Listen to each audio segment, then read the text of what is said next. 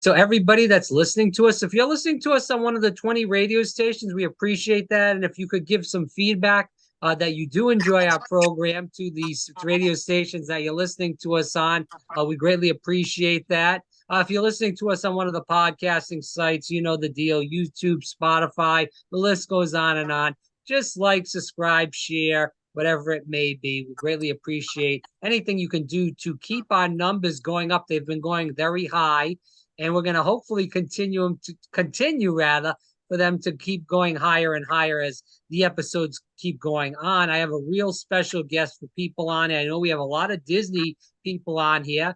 I was a big fan, and I still am. Still watch. I think people might think I'm psycho when I say this. I still watch some old YouTube tapes of the American Idol experience because I had a lot of friends that I met through going there over 130 some odd times. Actually, the last day they closed, August 30th, 2014, it's a day that'll always live for me in infamy. I went to every show that day, didn't miss a beat, because it was very, heartfelt to me to meet with a lot of the people that were going there consistently as contestants and also judges and also the cast members that worked at Disney. But enough of that. We have a very special guest on, Aaron Kelly, who did win a finale ticket at the American Idol experience. Also finished in the top 6 of American Idol. We're going to talk about all this, not just one episode. We're going to keep him and bug him for 2 episodes on this.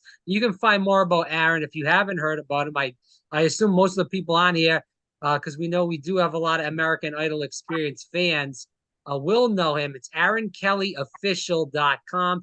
Aaron Kelly Official, also on your social media platforms. Aaron, I'm starting to get tongue-tied because I'm talking too damn much, but I appreciate you coming on and, hey, thanks for having me, time. Yeah, thanks for having me. I appreciate it. All right, so we gave enough there, but I do want to talk about this because I told you before we even started recording, I've seen you perform probably about 130 some odd times because before every American Idol show, your face was up there. That picture of you singing on that American Idol stage. Like I told the audience, we're going to get into that, but everything else in the kitchen sink. But if we could start off, Aaron, with you just telling the audience a little bit about you growing up as far as your childhood as we start. Yeah, so I was born in Sarasota, Florida, and I was adopted when I was very young. So I grew up in Haines City, Florida, and I moved when I was, I would say, about 9 years old. Moved to Nashville to pursue music and to work on music. And then from there, I moved up to Pennsylvania, which is essentially where I grew up and spent most of my life. And then, of course, when I did American Idol, the American Idol experience, I happened to actually be down on vacation in Florida, and they were talking about the American Idol experience. They were hyping it up really big. And I was like, well, you know what? I'm not doing anything. I had friends that worked at Disney. So like they were like, yeah, well, just come on, your friends. So like you can come into the park. And it was one of those, like, I'm just going to try this, not thinking anything of it. And bing, bang, boom. So let's just detour a little. I want to interrupt you, and I apologize for interrupting you, but I do want to stop from the beginning there. So you just stated that your friends got you in. You went in there. You saw it. You said, and now what age were you, and about what year was this? Let's see. I would have had to have been 15. Oh, wow. Okay. Because when I auditioned for American Idol, I actually came back. I took my dream ticket. And it was still when you had to be, I was either 15 or 16. It's a little blur. I'm 30 now. So, that time of my life, it's a little. it all becomes hazy. I'm 34, so I get it. It's all becomes hazy, but go ahead. So, yeah, I happened to be up north, and they were talking about it. they were hyping it up as a new attraction. So I was like, oh, you know, I was actually, no, I was here. My grandparents had a place in St. Cloud, and I was down on vacation, and I was like, oh, I'm just going to try it. I'm just going to try it and see. You know, I always watched American Idol growing up. Right. And when I did the American Idol experience, it wasn't, it was just an opportunity to sing, you know, because I had always sang. I've been singing since 9 years old. So like, I was like, oh, I'm going to do it and just see what happens. And for those of you that know about the American Idol experience and how it works, or don't know how it works, it's basically, in a nutshell, it's American Idol, but like in an attraction form. That was at Disney Hollywood Studios, and you could go and you audition.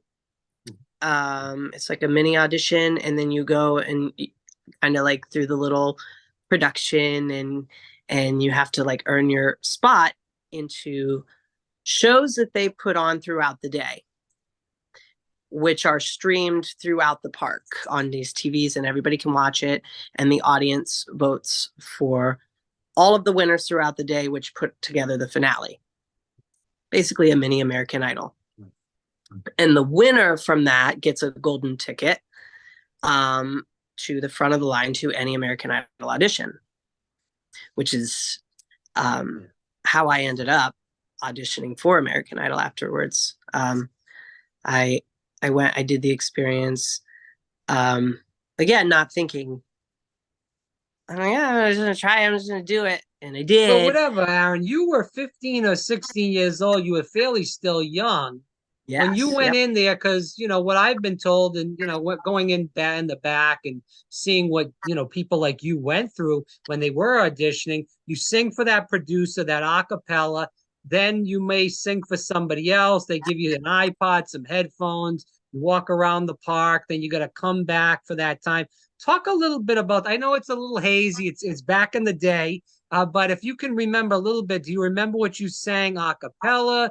And, you know, were you really nervous? Because still being, you know, fairly young to step on a stage in front of over 1,000 people, especially the finale shows were very packed, for that goes, you know, that's still a lot of people for a person your age. Absolutely. And the thing is it's very much worked like American Idol. They give you an iPod, like you said, and with some headphones, and you can't just pick any song you want. They have a pre-selected selection of songs that you have to pick from, and then you learn that song. So yeah, you walk around with the headphones and you learn the song, which is, I picked Amazed, Lone Star, because I was fairly familiar with it, and I've always been a country boy, so I was like, I can do this. I'm kind of thinking back, Aaron, because I remember watching your audition in front of the judges, and I know you sang The Climb, and I was thinking you were going to say that, but they probably say that's a girl's song, so they probably would do that. But you sang it extremely well. That was, you know, obviously in front of the real American Idol, but I know I detoured, but go ahead. That's okay. Listen, we're both like really, I'm really We're just ADHD, shooting so from the hip. I'm going to go all over the place. All right. So it's okay if you do too. Yeah, actually, so touching on that, The Climb and the real American Idol audition. So I had the dream ticket from the experience that I won from the attraction.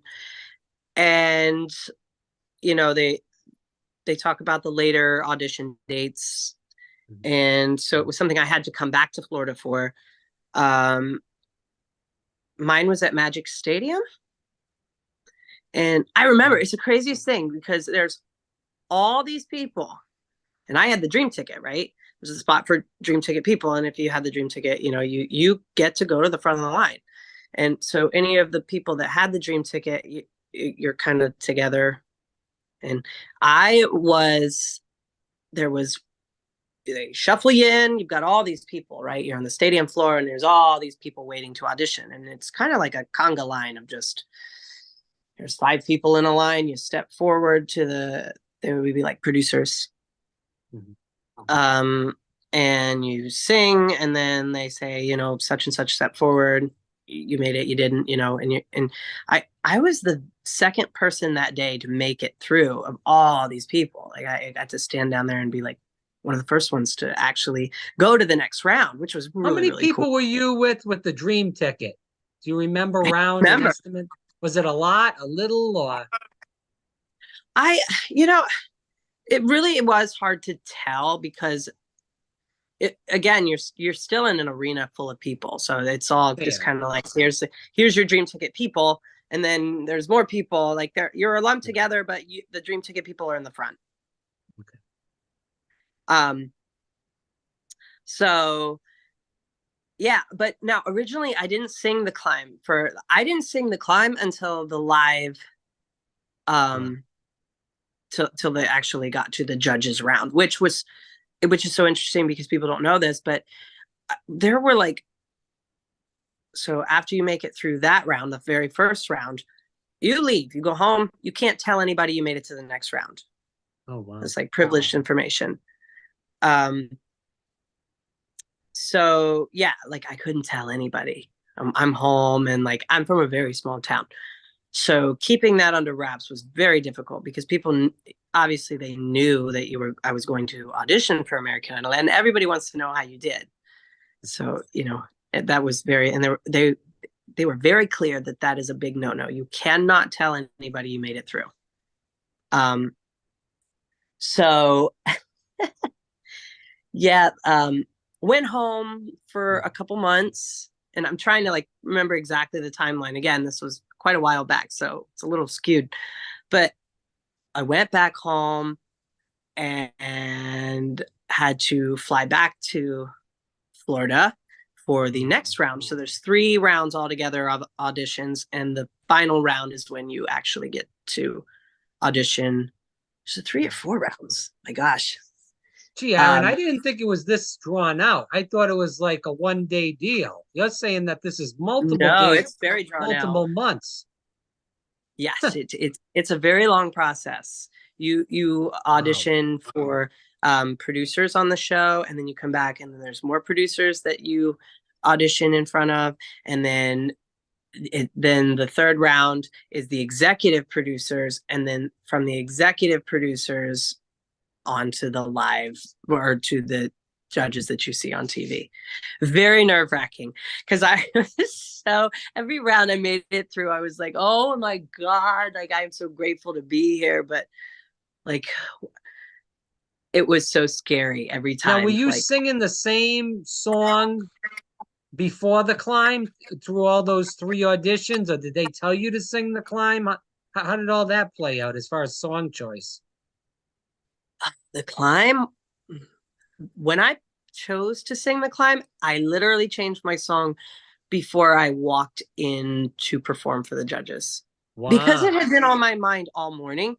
Because I literally in the shower, getting dressed, getting ready, I was just singing the same song, and then I would always revert back to the climb for whatever reason. It just, and the original song. So the song I was going to sing was "Tonight I Want to Cry" by Keith Urban, because like I said, I've always been country, and Keith Urban just felt like a good wheelhouse song for me, but it just didn't feel like the right song to go in front of the judges with. And so I changed it last minute, and I'm so glad it worked out great. It worked out really great for me, because honestly, I don't know if I would have made it through had I done a different song. I don't know. It's hard to know. I was to say though, like if it feels right, it probably is, because it turned out well for me. No, I'll tell you, it's really incredible because, like I said, on TV they show it just like, it's a one-day deal, and I just can't comprehend how much, how it is all these months. But you're telling the truth. You were there. I was not. I want to tell people that are listening, it's Aaron Kelly Official, all your social media networks as far as that. And then also AaronKellyOfficial.com. Definitely check him out there. Aaron, let's go a little bit deeper into this. Do you still have a lot of contact just driving back to the Disney realm? Because I know we're kind of, and again, for people listening, we're not going in a straight line here. We're making very much many turns and curves and turnarounds in general. I want to turn around back to Disney just to finish off that aspect of the interview.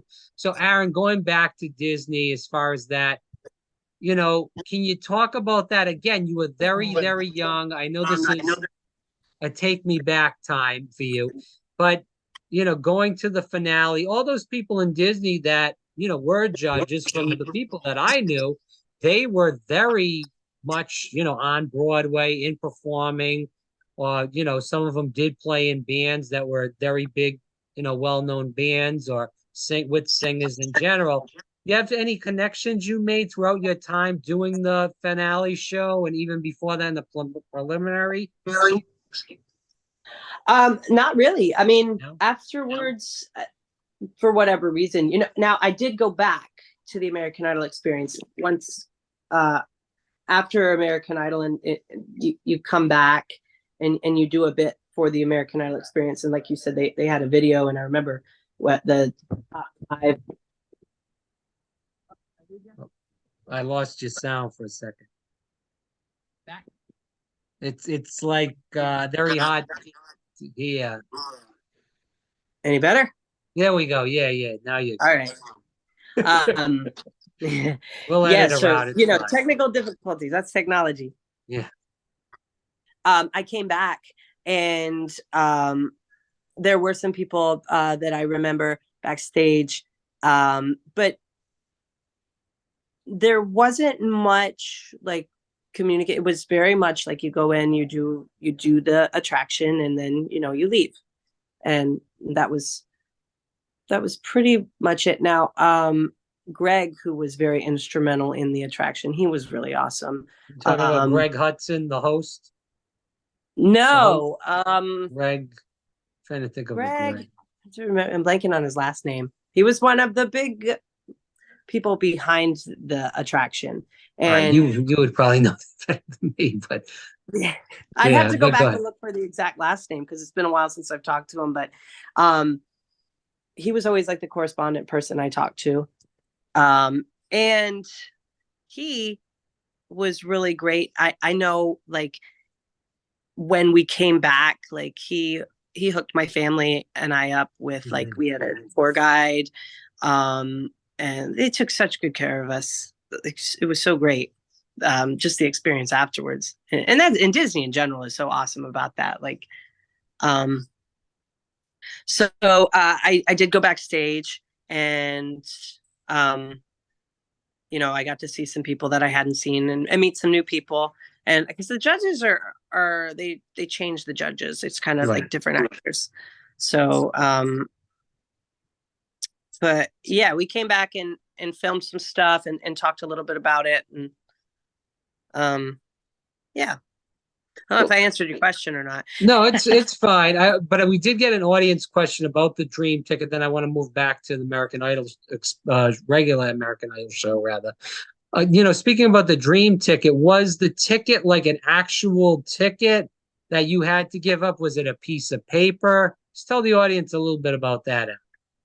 It is an actual ticket. I have it. I have my Dream ticket framed alongside my American Idol number that I got. Oh, so you can keep all that stuff then. They don't take. Oh, wow. Because I figured maybe at the show, maybe they took it off you. Oh, wow. That's good. So yep. I have that online. That's kind of like my diploma. You know what I mean? Like, that's those are my tokens that I'll have those forever.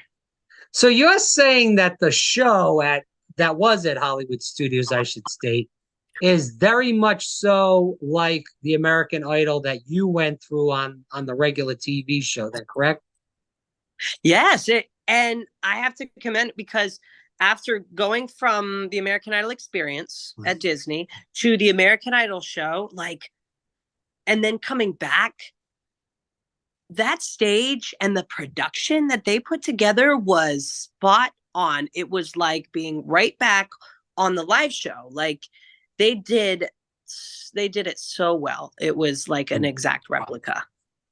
So let's take it back and say, when you went on the American Idol stage the first time, did you feel like, wow, I kind of already was prepared for this because I did the experience, even though it was a 1 day deal, but you were a little bit of a tinsy bit experience because you were on a stage that was just like the stage you were going to be on for multiple weeks of the year? No, I did not. I'm just being honest. Like No, so it's very, very, the difference I would say between the two for me was the cameras are very, they're a little more aggressive. I think the live show, like they're very in your face, and sometimes, not all the time. And just the other little nuances that would go on behind the scenes. I would say like it's a great preparation to get an idea of what the show would be like, in a nutshell. And then to like, I'm trying to think of like the best way to put it. Like, I wouldn't say it encompassed everything, because the one difference that was huge for me was, you get your song, you have some time, you get with the Idol coaches to work with you on the song, and then you get one dress rehearsal, and then you go and you perform your song in front of the judges. And from that time that you hear the American Idol theme music, the there are 30 million people watching you, and there's the judges. Like that I'll never forget the first time, like how I felt. It felt like a dream. And a lot of nights on so the you never actual felt show nervous? like a dream. Oh, I was nervous the whole time. I was nervous the whole time. But how did you block that out so you didn't, you sang some very big songs. And again, I do hope people go back, look at this at Aaron on YouTube. I Believe I Can Fly. I mean, those are very, very tough songs. People that sang those, R. Kelly, and other songs, like you said, you sang The Climb in the Audition. Very, very good. I mean, these are people that are singing this that are extremely powerful. You sang it with great without even getting nervous. At least that's the way I would say as an audience person looking at you was feeling, not nervous, but obviously you were. So how do you like get rid of the nerves in a situation where, as you just stated, Aaron, 30 million people, you're on TV, national TV, people can see you online too, they're voting for you, voting against you. One tiny slip up, that's it. It could be game, set, match. I guess it was one of those things, because I was nervous the whole time, but it was one of those things where I had a job to do, like, and I wanted to be there so badly. And I was so grateful to be there that I've sang my whole life. So I just went out there and I did what I knew how to do. And I prayed to God it was going to get me through to the next round.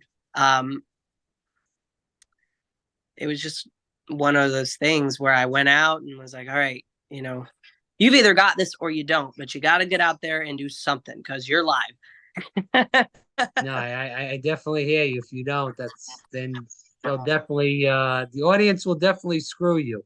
I want to get into this and go a little bit back, and we're going to be editing this around regardless, but let's go back. So you go in, you're with the judges, and tell the audience that, maybe didn't watch that episode, who the judges were and how was that? Obviously, they see what's going on TV, but from what you just told me, that this is a thing that lasts months, it's not as in sync with the people that are watching this on TV to what's happening to you in real life. So what goes on in that judges segment right at the beginning, that first episode you were on? So we'll rewind a little bit. So after you do the American Idol auditions, then everybody who was picked by the judges, you go on and you do Hollywood Week, or you call it Hell Week. which that was brutal. That was so brutal on everyone. Why was it brutal? It's just long or what? Oh, hard. Just, you want to talk about vocal boot camp. That was it. It's lumped into like, I want to say Hollywood Week was like 3 episodes, but it wasn't, maybe a couple days, and you've got 3 performances. So it was just very bing, bang, boom. Here's your song, here's your group. And then immediately from that round, you pick a song, you do the song. You may have like an hour or 2 to learn it. You go, you perform it. Hopefully you get picked and you do well. Bang, into group rounds, which were really hard. You get on stage. Everybody that made it through to that round, you're on stage with everybody, and you walk around, and you have to pick 4 people. You have to put together a group of 4 people, and hope you pick right. And I did. Everybody in my group, we all we did really well, and we worked really well together. I actually, Lita Wise and Crystal Bowersox were in the same group as I were, and Lita Wise he went on to win the show, and Crystal Bowersox took runner up. And but again, it was another instance of like, I had never sang harmony in my life. They want you to do choreography. I can't dance. I never have been able to. So like, you're in a group with people you've never sang for, picking a song and singing a song you've never sang. You have to do choreography, and you go right from one round into that one. And whatever amount of sleep you do get,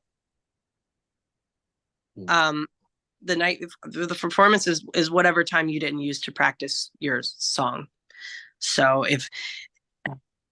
were you living in like a hotel that they put you up in, or where did you guys go? And would you have a roommate, or is just you? Well, so I was a minor at the time, so it was me and my mom. Okay. In a hotel room, but everybody's in the same hotel. And I can't remember the hotel now. I'm sure I'm sure they change it to it changes around, but it's funny. So like, they even go, so like American Idol is very prepared, because at that point I was on season 9, so it had already been on for 9 seasons. We got to pause this for a second. My battery's dying.